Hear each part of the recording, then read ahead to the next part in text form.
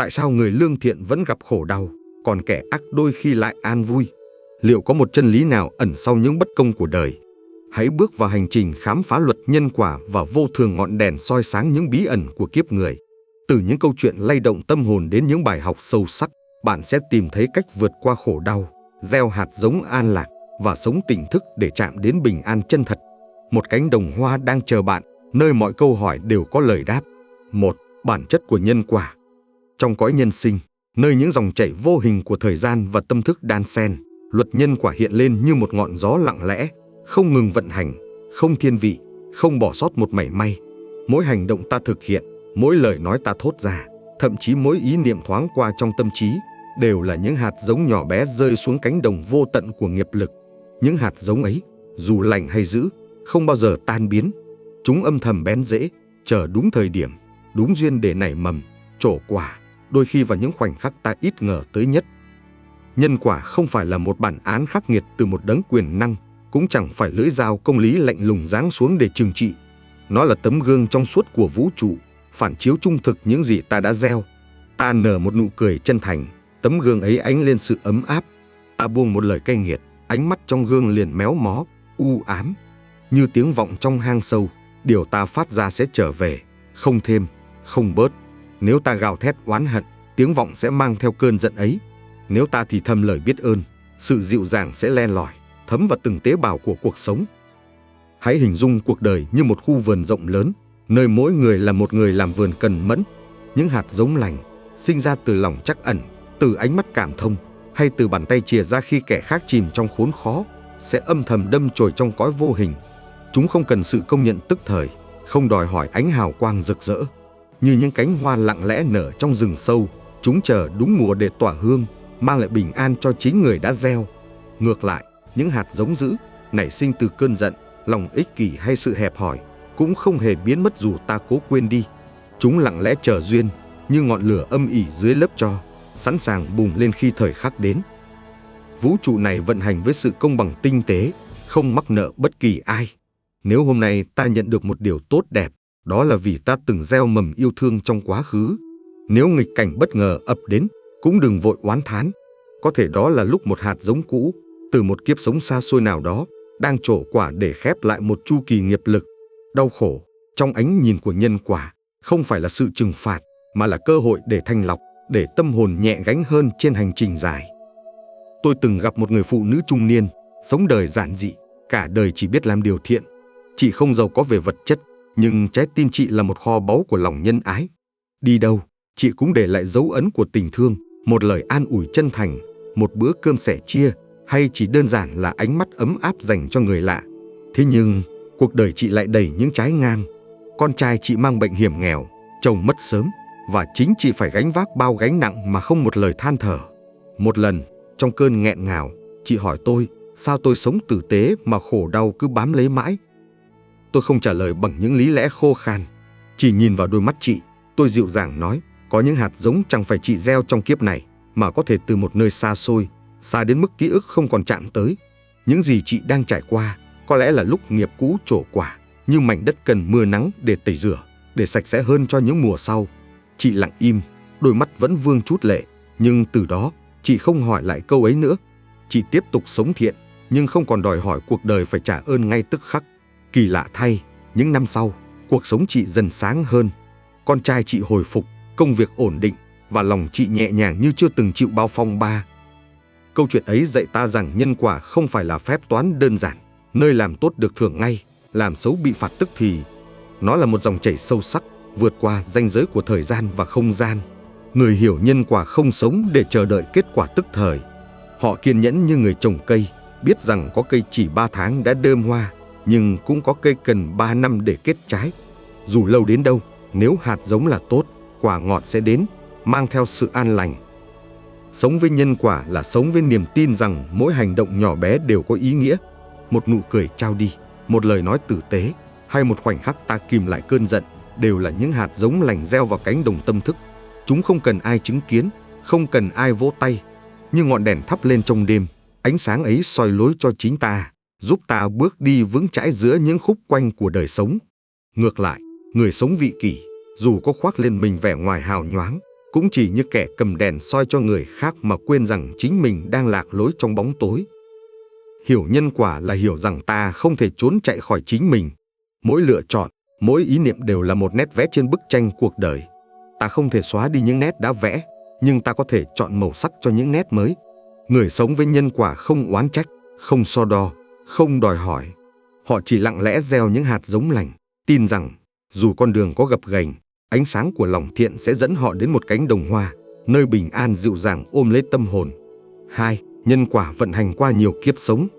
Trong dòng chảy bất tận của thời gian, luật nhân quả không bị giới hạn bởi ranh giới mong manh của một kiếp người. Nó trải dài qua những tầng mây của vô lượng kiếp sống, từ quá khứ xa xôi đến hiện tại hữu hình, và tiếp tục vươn xa vào tương lai chưa định hình. Như một cuốn sách cổ, mỗi trang là một kiếp sống, mỗi dòng là một hành động, và mỗi chữ là một ý niệm. Tất cả đều được ghi chép cẩn thận bởi trí tuệ vũ trụ, không lệch một ly, không sót một mảy. Những gì ta gieo hôm nay, dù nhỏ bé như hạt cát, đều có thể trổ quả ở một chân trời khác, trong một hình hài khác, vào một thời khắc ta không còn nhớ. Sự khác biệt giữa con người giàu sang hay nghèo khó, khỏe mạnh hay bệnh tật, thông minh hay u mê không phải là trò đùa ngẫu nhiên của số phận. Chúng là kết quả của những hạt giống đã được gieo trong những kiếp sống trước. Người sinh ra trong nhung lụa, được yêu thương và thuận duyên, có thể đang gặt hái quả lành từ những việc thiện từng làm. Ngược lại, người mở mắt trong cảnh thiếu thốn, đau khổ, có thể đang trả lại những món nợ nghiệp từ quá khứ. Luật nhân quả như dòng sông chảy qua muôn ngàn khe đá, không bao giờ ngừng nghỉ, không bao giờ thiên vị. Nó chỉ đơn giản là phản ánh những gì ta đã gửi đi, dù ta có nhớ hay không. Hãy tưởng tượng ta là những lữ khách lang thang qua nhiều kiếp sống, mang theo một hành trang vô hình nghiệp lực. Hành trang ấy quyết định con đường ta đi, những người ta gặp và những cảnh đời ta trải qua. Một người sinh ra với trí tuệ sắc bén, lòng từ bi rộng lớn, có thể từng là người đã bố thí tri thức, nuôi dưỡng lòng thiện trong những kiếp trước. Một người cả đời lận đận, dù cố gắng vẫn không thoát khỏi nghịch cảnh, có thể đang gánh những hạt giống bất thiện từ một thời xa xôi, khi tâm chưa tỉnh, trí chưa sáng. Nhưng ngay cả trong khổ đau, nhân quả không phải là bản án. Nó là lời nhắc nhở rằng mọi thứ đều có gốc rễ, và ta có quyền gieo những hạt giống mới để thay đổi hướng đi. Tôi từng nghe câu chuyện về một người đàn ông tên Hòa, sống đời hiền lành, chân chất. Anh không giàu có, nhưng trái tim anh rộng mở. Ai cần giúp, anh sẵn lòng chia tay, dù chỉ là chút tiền ít ỏi hay một lời động viên. Anh không bao giờ đòi nợ gấp, không giữ oán hận với những người từng làm tổn thương mình. Vậy mà, một ngày, tai họa ập đến. Một vụ tai nạn cướp đi một chân của anh, công việc sụp đổ, gia đình rơi vào khốn khó. Hòa bắt đầu nghi ngờ, tôi sống tử tế, sao đời lại đối xử với tôi như thế? Cơn đau và sự bất công như lưỡi dao cứa vào lòng, khiến anh chao đảo giữa niềm tin và hoài nghi. Cho đến một ngày, anh tình cờ đến chùa, nghe một vị sư kể về những hạt giống trong lòng đất. Thầy nói, có hạt lúa gieo xuống, một mùa là gặt. Có hạt sen phải chờ vài năm mới nảy mầm. Có hạt thông phải chịu rét lạnh, gió buốt mới đâm chồi. Nhưng tất cả đều đang sống, đang vận động trong bóng tối. Lời ấy như ánh sáng xuyên qua màn đêm trong tâm Hòa. Anh ngồi lặng hồi lâu, rồi về nhà, không còn oán trách. Anh chấp nhận sống chậm lại, học nghề thủ công, và chỉ một năm sau, anh mở một xưởng nhỏ, tạo việc làm cho những người khuyết tật như mình. 3 năm sau, xưởng của anh trở thành nơi nương tựa cho nhiều mảnh đời bất hạnh. Hòa không còn hỏi tại sao, mà mỗi ngày tự hỏi, hôm nay mình đã sống tử tế chưa? Câu chuyện của Hòa là minh chứng rằng nhân quả không vận hành trong sự đơn giản của một kiếp sống. Ta có thể sống thiện 10 năm, nhưng nghiệp xấu từ 10 kiếp trước vẫn còn đó, âm thầm trỗi dậy. Như cơn gió từ cánh rừng xa xôi thổi về, mang theo những hạt bụi của quá khứ. Vấn đề không nằm ở việc ta khổ, mà là ta đối diện với khổ đau ấy như thế nào. Khổ đau không đến để nghiền nát, mà để dạy ta nhìn sâu hơn vào ý nghĩa của cuộc đời, để ta sống tử tế không vì phần thưởng, mà vì đó là điều đúng đắn. Hiểu rằng nhân quả trải qua nhiều kiếp, ta ngừng so sánh với người khác. Người sung sướng hôm nay có thể đang hưởng quả lành từ kiếp trước, nhưng nếu họ gieo nhân xấu, quả đắng sẽ chờ ở phía trước. Người khổ đau hôm nay có thể đang trả nghiệp cũ, nhưng mỗi hành động thiện lành họ làm là một hạt giống mới, đang âm thầm nảy mầm cho một tương lai sáng hơn. Mỗi người mang một dòng nghiệp riêng, và thời điểm trổ quả cũng khác nhau. So sánh chỉ làm tâm thêm rối, thêm khổ. Điều duy nhất ta cần làm là quay về với chính mình, chăm sóc khu vườn tâm thức, gieo những hạt giống sáng trong, lành sạch. Sống với nhận thức về nhân quả qua nhiều kiếp là sống với lòng kiên nhẫn và niềm tin. Ta không đòi hỏi quả ngọt ngay tức khắc, không oán than khi đường đời gập ghềnh. Như người làm vườn tin rằng hạt giống tốt sẽ đơm hoa, ta tin rằng mỗi việc thiện, mỗi ý niệm lành sẽ dẫn ta đến một bến bờ an lạc, dù có thể là ở một kiếp sống khác, trong một hình hài khác. Và trên hành trình ấy, mỗi bước chân đều là cơ hội để ta gieo thêm ánh sáng, để ta bước gần hơn đến sự giải thoát khỏi vòng luân hồi. Nếu bạn thấy nội dung này ý nghĩa, đừng quên đăng ký kênh để đón xem nhiều video hay hơn nhé. 3. Hiểu và sống theo nhân quả để chuyển hóa nghiệp. Hiểu luật nhân quả không phải để giam mình trong nỗi sợ hãi về những quả báo, cũng không phải để ngồi đếm những món nợ nghiệp từ quá khứ. Hiểu nhân quả là để sống tỉnh thức, để nhận ra rằng mỗi khoảnh khắc hiện tại là một cơ hội quý giá để chuyển hóa dòng nghiệp, để biến khổ đau thành bài học và để gieo những hạt giống dẫn ta đến bến bờ an lạc. Nhân quả không phải định mệnh áp đặt, mà là tấm bản đồ do chính ta vẽ nên qua từng ý nghĩ, lời nói và hành động. Người hiểu nhân quả sống với trách nhiệm sâu sắc. Họ không đổ lỗi cho trời cao, không oán thán số phận, cũng không trốn chạy những khó khăn. Họ nhìn thẳng vào nghịch cảnh, nhận ra rằng mỗi thử thách là một phần của chuỗi nhân duyên, là cơ hội để trả nợ cũ và gieo nhân mới. Như người nông dân biết rằng đất khô cằn vẫn có thể nở hoa nếu được tưới tắm, người tỉnh thức biết rằng một tâm hồn đầy nghiệp lực vẫn có thể thanh tịnh nếu được nuôi dưỡng bằng từ bi, nhẫn nhịn và trí tuệ. Chuyển hóa nghiệp không phải là việc cầu xin ai đó xóa bỏ những gì ta đã gieo. Không ai, kể cả người thân yêu nhất, có thể gánh nghiệp thay ta, như không ai có thể ăn cơm thay để ta no. Chuyển hóa nghiệp là hành trình cá nhân, nơi ta đối diện với chính mình, học cách buông bỏ những thói quen xấu và thay thế chúng bằng những hành động thiện lành. Đó là khi ta chọn tha thứ thay vì giữ oán hận, chọn sẻ chia thay vì ích kỷ, chọn im lặng thay vì buông lời tổn thương. Mỗi lựa chọn ấy là một nhát cuốc phá vỡ lớp đất cứng của nghiệp cũ, mở đường cho những mầm thiện nảy nở. Tôi từng biết một người phụ nữ sống trong một cuộc hôn nhân đầy đau khổ. Chồng bà bạc bẽo, con kia ngỗ nghịch và cuộc sống dường như chỉ toàn những ngày u ám. Bà từng oán thán số phận, cho rằng mình không đáng bị đối xử như vậy. Tôi đã làm gì sai? Bà tự hỏi, lòng đầy giận dữ và tủi thân. Nhưng trong một khóa tu mùa hè, khi nghe pháp thoại về nhân quả ba đời, bà lặng người. Những lời dạy như ngọn gió thổi tan màn sương trong tâm bà. Bà nhớ lại tuổi trẻ, khi bà từng bỏ rơi người yêu trong lúc họ khốn cùng, từng làm cha mẹ đau lòng vì lối sống ngỗ nghịch. Những hành vi ấy, dù đã bị lãng quên, vẫn để lại dấu vết trong dòng nghiệp. Từ đó, bà không còn oán trách. Bà bắt đầu nhìn những đau khổ hiện tại như cơ hội để chuộc lỗi, để học bài học từ bi. Bà chăm sóc chồng với sự kiên nhẫn, dù ông không thay đổi. Bà yêu thương con cái, dù chúng vẫn nổi loạn. Bà thực hành thiền, tụng kinh và làm việc thiện, không phải để cầu phước, mà để giữ tâm mình trong sạch. Dần dần, bà nhận ra rằng dù hoàn cảnh bên ngoài chưa đổi, lòng bà đã nhẹ nhàng hơn. Sự tha thứ và tỉnh thức đã giúp bà cắt đi những sợi dây oán hận, mở ra một con đường an lạc trong chính tâm hồn. Chuyển hóa nghiệp đòi hỏi lòng từ bi và sự buông bỏ. Người ôm giữ hận thù, dù có lý do chính đáng, cũng chỉ tự trói mình trong ngục tù đau khổ. Tha thứ không phải là chấp nhận sai lầm của người khác, mà là giải phóng chính mình khỏi gánh nặng của oán giận. Khi ta tha thứ, ta không chỉ giúp người khác mà còn giúp tâm mình trở nên thanh tịnh, như dòng suối rửa sạch bụi bẩn. Từ bi không chỉ là tình thương dành cho người khác, mà còn là lòng thương chính mình, để ta không bị cuốn vào vòng xoáy của những cảm xúc tiêu cực.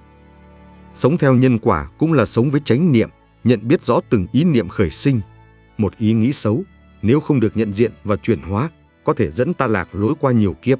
Một lời nói tử tế, dù nhỏ bé, có thể là ánh sáng soi đường cho cả ta và người. Người sống chánh niệm không để tâm mình thành ao tù của oán hận hay tham ái. Họ giữ tâm như mặt hồ phẳng lặng, để những cơn gió nghiệp lực không thể làm gợn sóng. Khi tâm tịnh, nghiệp xấu không còn cửa để vào, và nghiệp lành có cơ hội đâm chồi. Hành trình chuyển hóa nghiệp không phải là con đường dễ dàng. Nó đòi hỏi sự kiên nhẫn, dũng cảm và niềm tin vào luật nhân quả. Nhưng mỗi bước đi trên con đường ấy là một bước đến gần hơn với sự giải thoát. Như ngọn nến cháy hết bóng tối để tỏa sáng. Mỗi lần ta vượt qua khổ đau bằng lòng thiện, ta đang đốt cháy những lớp nghiệp cũ, để ánh sáng trí tuệ và từ bi rực rỡ hơn. Và khi ta sống với tâm tỉnh thức, ta không chỉ chuyển hóa nghiệp cho mình, mà còn gieo những hạt giống lành, mang lại an lạc cho muôn loài trong cõi nhân sinh. 4. Sai lầm trong việc hiểu và thực hành nhân quả. Luật nhân quả như dòng chảy bất tận của một con sông, vận hành với sự chính xác tuyệt đối, nhưng con người, trong sự giới hạn của tâm thức, thường hiểu sai hoặc thực hành lệch lạc nguyên lý này. Nhiều người lầm tưởng rằng làm thiện là đủ, rằng những hành động bề ngoài như ăn chay, tụng kinh hay phóng sinh sẽ tự động mở ra cánh cửa phước lành. Nhưng nhân quả không nhìn vào vỏ bọc hào nhoáng mà soi chiếu vào tận cùng của tâm ý. Một hành động thiện nếu thiếu sự trong sạch trong tâm có thể trở thành cái bẫy tinh vi, dẫn ta lạc lối mà không hay. Câu chuyện về một cặp vợ chồng ăn chay niệm Phật suốt 40 năm là một bài học đau lòng về sự sai lầm trong thực hành nhân quả. Hai người này, từ ngoài nhìn vào, là hình mẫu của sự đạo hạnh. Họ kiêng tuyệt thịt cá, sáng tối tụng kinh, tay lần tràng hạt, miệng không ngừng niệm Nam Mô A Di Đà Phật. Người trong xóm trầm trồ, tin rằng công đức của họ sâu dày, rằng cõi cực lạc đang chờ đón. Nhưng bên dưới vẻ ngoài ấy, những vết nứt nhỏ trong tâm hồn đã âm thầm tích tụ, dẫn họ đến một kết cục không ai ngờ tới. Mọi chuyện bắt đầu từ những ngày còn trẻ, khi họ yếu đuối, bệnh tật triền miên. Nghe lời khuyên, họ ăn chay để cầu sức khỏe, và kỳ diệu thay, cơ thể dần hồi phục. Từ đó, họ phát nguyện ăn chay trường, không chỉ vì sức khỏe mà còn để tích công đức, mong vãng sanh. Nhưng động cơ ban đầu của họ không phải từ lòng từ bi với chúng sinh, mà từ lợi ích cá nhân. Hành động thiện, nếu xuất phát từ cái tôi ích kỷ, đã mang mầm mống của sai lầm. Nhân quả không chỉ nhìn vào việc ta làm, mà còn nhìn vào lý do ta làm. Khi tuổi già ập đến, người vợ mắc bệnh tim nặng, đứng trước làn ranh sinh tử. Một lời thì thầm từ người quen rằng máu rùa tươi có thể chữa bệnh đã làm lung lay cả 40 năm tu hành. Họ đấu tranh dữ dội trong tâm trí, một bên là giới luật, một bên là nỗi sợ mất nhau. Cuối cùng, lòng tham sống và sự thiếu tỉnh thức đã thắng. Họ lén lút ra chợ, mua một con rùa nhỏ, và trong căn bếp mờ tối, người chồng run rẩy cầm dao, người vợ niệm Phật với nước mắt chảy dài.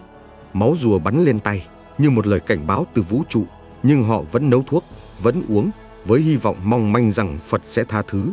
Hành động ấy, dù chỉ là một lần, đã phá vỡ cốt lõi của lòng từ bi, biến thiện tâm thành tội lỗi. Chưa dừng lại, họ còn mắc những lỗi lầm khác, nhỏ bé nhưng nghiêm trọng. Mở tiệm gạo mưu sinh, họ quen thói gian lận, bớt đi vài chục gram mỗi lần cân cho khách. Chỉ chút xíu, ai để ý đâu, họ tự nhủ, cho rằng việc ăn chay niệm Phật đã khiến mình hiền hơn người. Nhưng nhân quả không bỏ qua những điều nhỏ nhặt.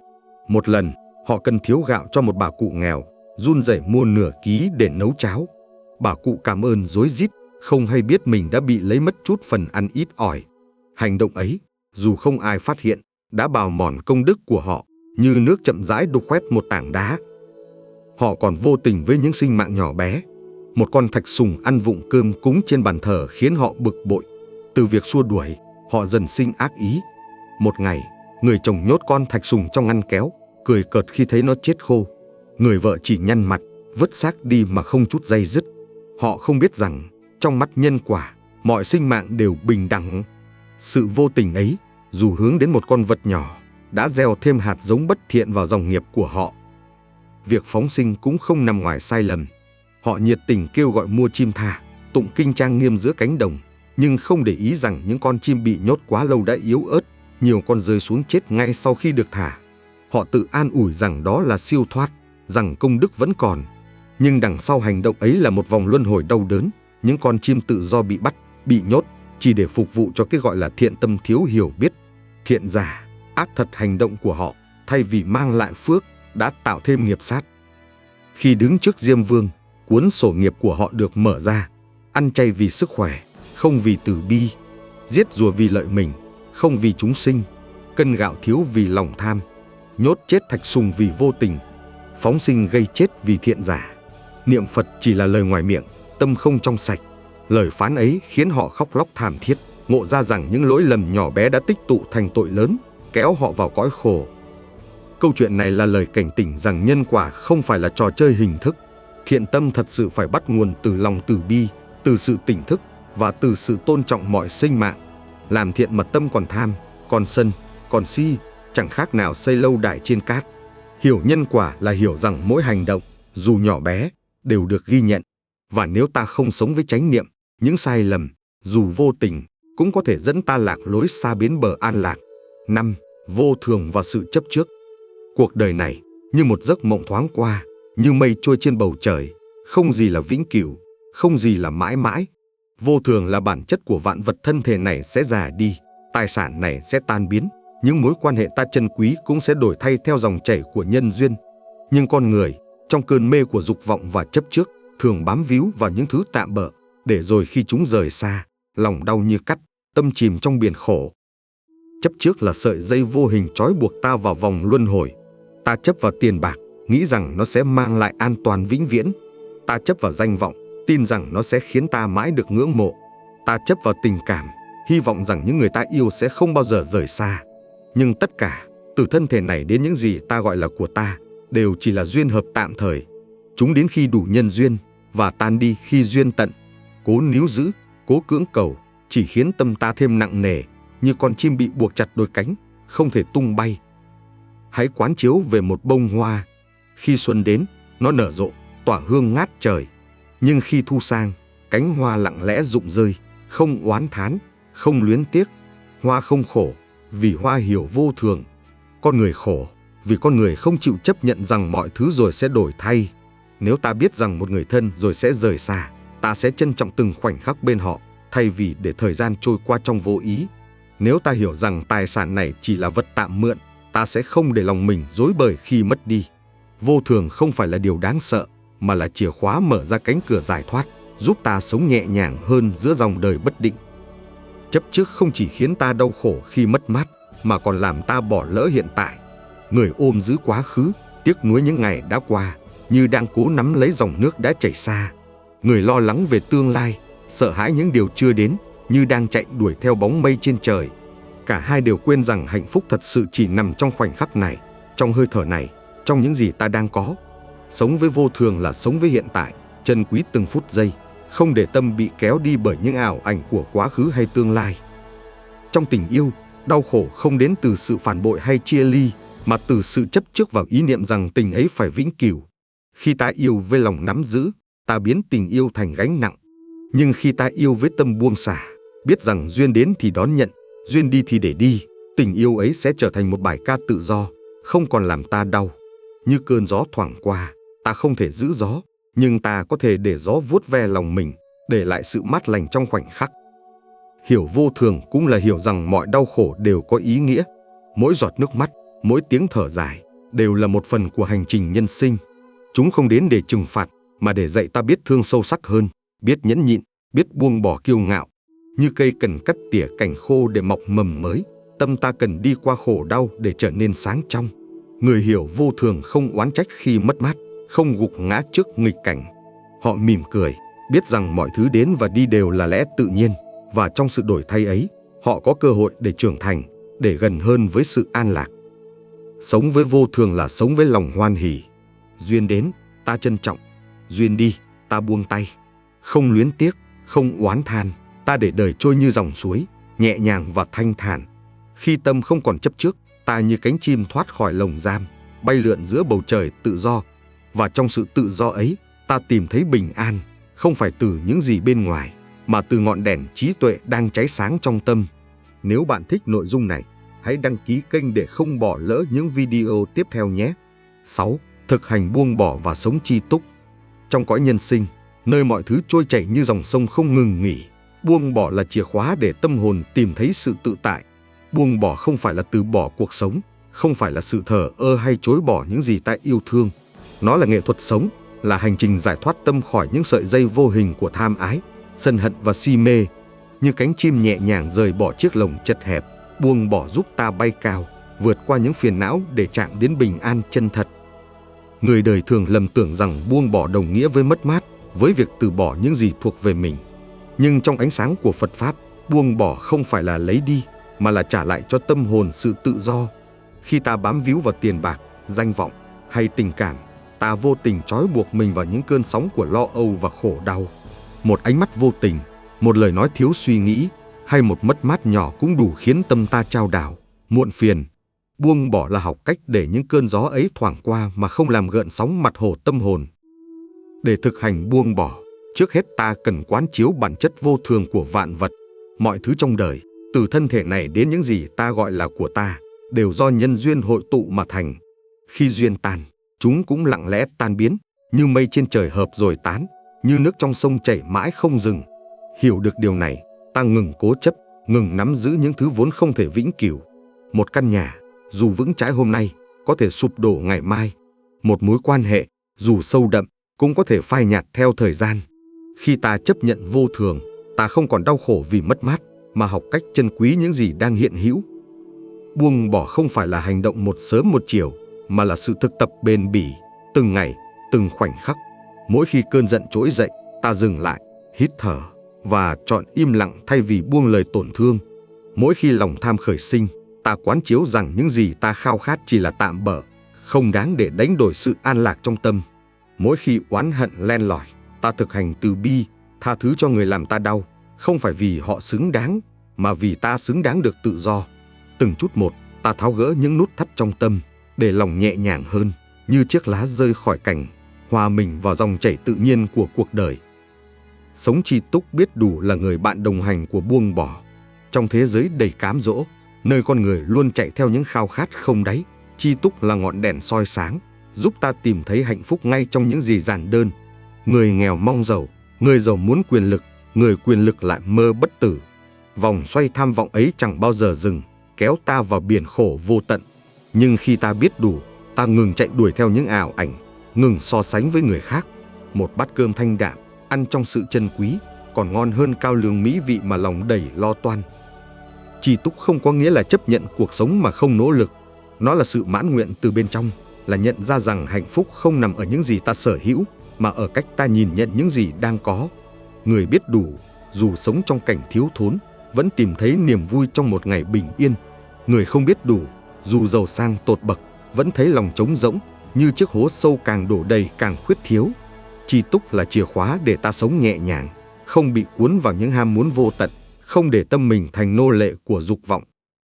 Từ bi là ngọn lửa sưởi ấm hành trình buông bỏ và chi túc. Khi lòng ta tràn đầy tình thương, ta không còn chỗ cho oán hận hay ích kỷ. Tha thứ cho người làm ta tổn thương, không phải để họ nhẹ lòng, mà để ta thoát khỏi gánh nặng của sự thù hận. Sẻ chia với người khốn khó, dù chỉ là một nụ cười hay một lời an ủi, là cách ta gieo hạt giống thiện lành, nuôi dưỡng phước báo cho chính mình. Từ bi không chỉ là món quà ta trao cho đời, mà còn là liều thuốc chữa lành những vết thương trong tâm, giúp ta sống an nhiên giữa dòng đời bất định. Hành trình buông bỏ và chi túc là hành trình trở về với chính mình. Mỗi ngày, ta học cách buông xuống một chút phiền não, một chút chấp trước, một chút tham ái. Đến một ngày, khi tâm không còn vướng bận, ta sẽ thấy rằng đời vốn dĩ đã an lạc từ lâu.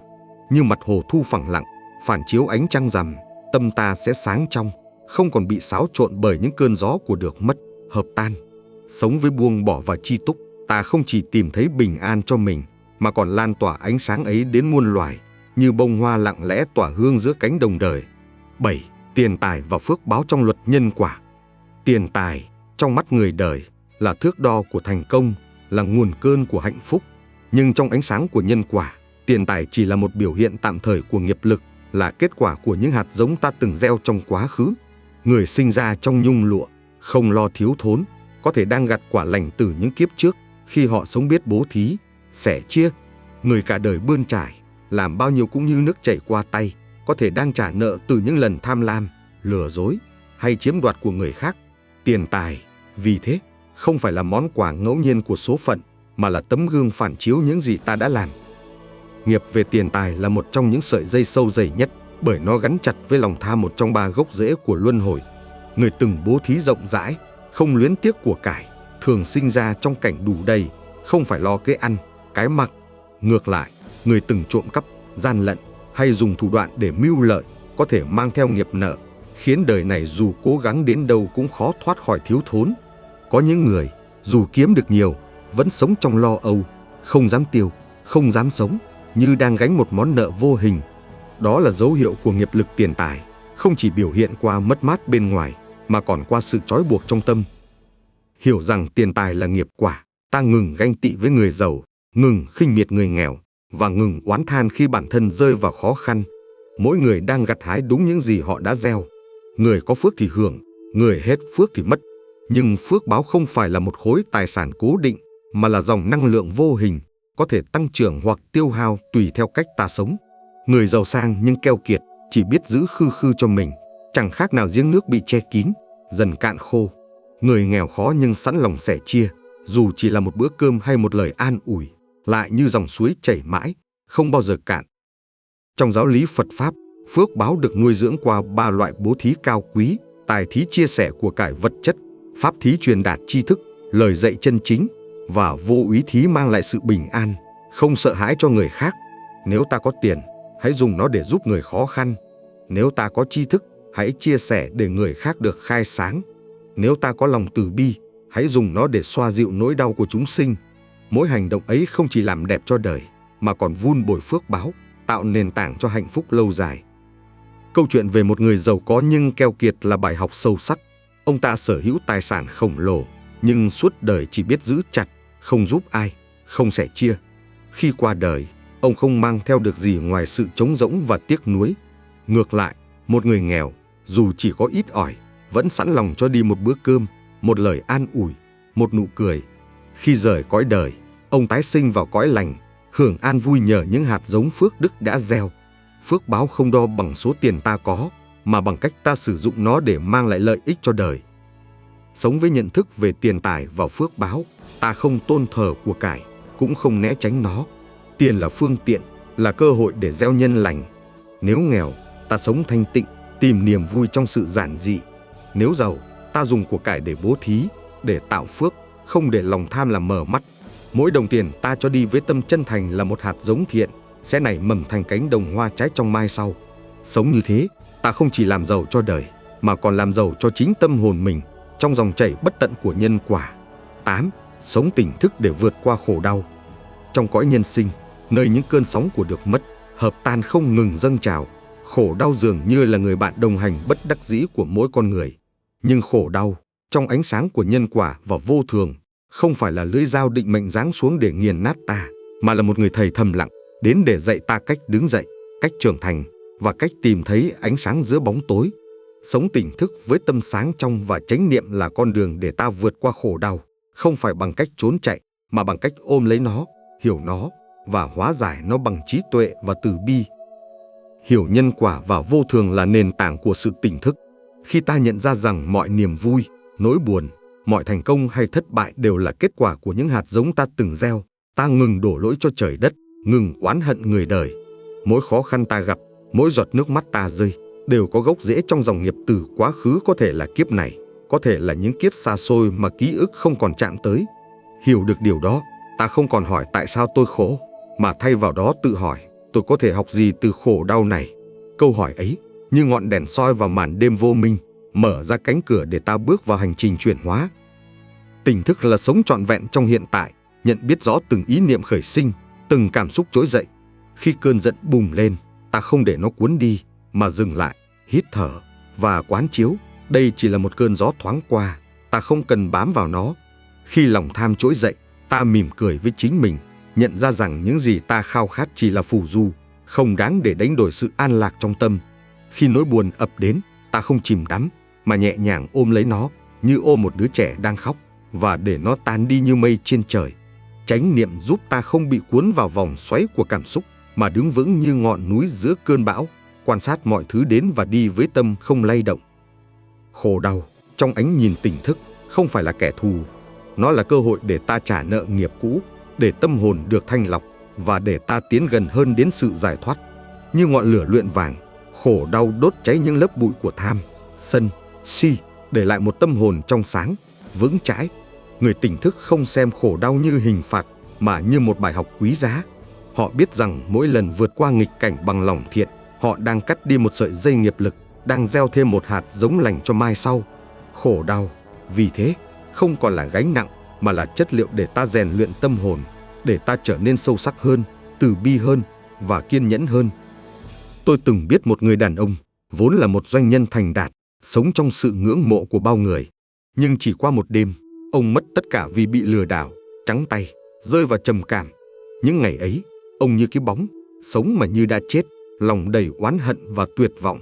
Tôi đã làm gì sai? Ông tự hỏi, không tìm được câu trả lời. Cho đến một ngày, một người bạn dẫn ông đến chùa nghe pháp. Vị sư trụ trì kể về một người từng sống gian lận trong nhiều kiếp, lấy đi tài sản của kẻ yếu thế. Đời này, họ hưởng quả lành từ những việc thiện cũ, nhưng đến lúc nghiệp xấu trổ quả, họ phải trả lại những gì từng lấy. Lời ấy như tia sáng xuyên qua tâm trí ông. Từ đó, ông ngừng oán trách. Ông chấp nhận bắt đầu lại từ con số 0, làm ăn lương thiện, và dành thời gian giúp đỡ những người nghèo khó. Ông không còn xem tiền bạc là mục tiêu, mà là phương tiện để gieo phước. Dần dần, ông tìm thấy niềm vui trong những việc nhỏ, một nụ cười từ người được giúp, một lời cảm ơn chân thành, hay một buổi sáng bình yên bên gia đình. Khổ đau không biến mất, nhưng nó không còn là gông cùm. Nó trở thành người thầy, dạy ông cách sống giản dị, cách trân quý những gì còn lại, và cách gieo những hạt giống mới để thay đổi dòng nghiệp. Sống tỉnh thức cũng là sống với lòng từ bi, không chỉ dành cho người khác, mà còn cho chính mình. Ta thường khắt khe với bản thân, dằn vặt vì những sai lầm, hay đau khổ vì những điều không thể thay đổi. Nhưng từ bi dạy ta rằng ta cũng là một chúng sinh, cũng xứng đáng được yêu thương, được tha thứ. Khi ta học cách ôm lấy những vết thương của mình, ta không chỉ chữa lành tâm hồn, mà còn mở rộng trái tim để yêu thương muôn loài. Một người tỉnh thức không giữ oán hận, không tranh hơn thua, không cần lời khen để cảm thấy đủ đầy. Họ sống nhẹ nhàng, như cánh hoa rơi trên dòng sông, hòa mình vào dòng chảy của nhân duyên mà không bám víu. Tỉnh thức còn giúp ta nhận ra rằng quả lành không nhất thiết là tiền bạc, danh vọng hay sức khỏe. Có những quả lành là sự trưởng thành tâm linh, là khả năng đi qua khổ đau mà không gục ngã, là trái tim vẫn rộng mở dù đã nhiều lần tan vỡ. Khi ta không còn so đo với đời, không còn đòi hỏi phần thưởng cho những việc thiện, ta tìm thấy an lạc ngay trong những điều giản dị nhất, một buổi sáng tĩnh lặng, một lời nói tử tế, hay một khoảnh khắc lòng ta không vướng bận. Đó là những quả phước quý giá, không đồng tiền nào mua được, không thời gian nào xóa nhòa. Trong một thế giới thực dụng, nơi người ta chạy theo danh lợi và dục vọng, sống tỉnh thức có thể bị xem là khờ dại. Nhưng người tỉnh thức không sai, họ chỉ chọn một con đường ít người đi, con đường đòi hỏi sự kiên nhẫn, dũng cảm và một trái tim đầy ánh sáng. Họ biết rằng mỗi khổ đau là một đoạn rễ cắm sâu, giúp cây phước của họ vươn cao mạnh mẽ hơn. Họ không cần ai vỗ tay cho lòng tốt của mình, chỉ cần biết rằng mỗi hành động tử tế hôm nay là một tia sáng, soi lối cho con đường mai sau. Sống tỉnh thức là sống với niềm tin rằng khổ đau không phải là điểm kết, mà là điểm khởi đầu cho sự chuyển hóa. Như ngọn nến cháy sáng trong đêm, mỗi lần ta vượt qua nghịch cảnh bằng lòng thiện, ta đang thắp lên một ánh sáng mới, không chỉ cho mình, mà cho cả những người xung quanh. Và khi ta kiên trì bước đi trên con đường ấy, ta sẽ thấy rằng mọi khổ đau, mọi thử thách đều là những bậc thang dẫn ta đến một cánh đồng hoa, nơi bình an dịu dàng bao phủ, nơi tâm hồn không còn bị ràng buộc bởi những cơn sóng của đời. Đó không phải phép màu, mà là kết quả của một trái tim tỉnh thức, luôn chọn gieo những hạt giống lành giữa muôn vàn gió bão. Nhân quả và vô thường là ngọn gió dẫn ta qua biển khổ, đến bến bờ an lạc. Hãy sống thiện lành, buông bỏ chấp trước và tỉnh thức trong từng hơi thở để gieo hạt giống bình an. Mỗi bước chân hôm nay là ánh sáng cho mai sau. Để tiếp tục hành trình khám phá triết lý sống sâu sắc, hãy đăng ký kênh Tư Duy Cổ Nhân, nhấn chuông thông báo và cùng chúng tôi lan tỏa những giá trị tốt đẹp.